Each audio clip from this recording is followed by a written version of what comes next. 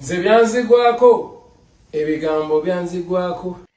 Eddie Kenzo munange atuwaddemu akapeera wali mu luyimba lwe tumusiize wali wonna wuno munange era nga wakuperforminga ate wali ku Gabriela Ba Correction Fashions ate wali wonna muganda wange gwe alaba Jaminat Yugi era nga nina n'akatambi aka tradings ennyo wali Alien Skin nga abyekola bitya emmotoka yo ogiraba kakati nga boolabaawo munange emmotoka ya Alien Skin.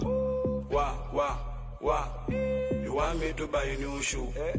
You want me to dance wushu?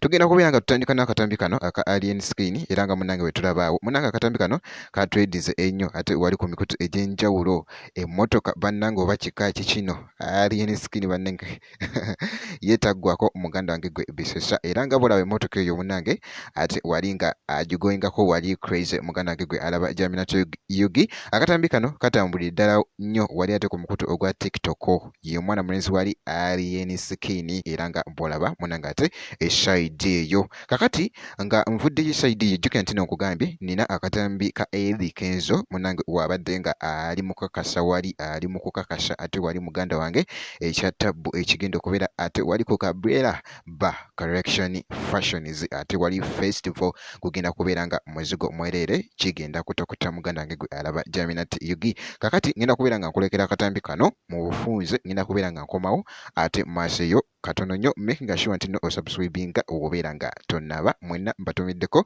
mwenna abasubscribinga ate n'abasharinga n'abalikinga mwenna mbaagala nnyo wano ku Jaminat Yugi bwenti. Nze byanzigwako ebigambo byanzigwako yamesa ku byendabyeko amunsi muno byempiseemu temusiibe temutendereze balipira boda. Don't know. Yo, what's up, my people? This is Eddie Kenzo, and I'm here to let you know that on 6th, 7th, and 8th, Gabriela Ba has something very nice for us. Fashion Collection Festival. Don't forget that we're going to be putting on black and white, all of us, and it's free of charge. Eddie Kenzo boy is going to be performing, so please turn up. Let's have a good time all together. At Wamba Double and me at Gabriela Ba Fashion Festival. Don't miss. Please turn up. Let's make it happen. Let's make it fire. See you there.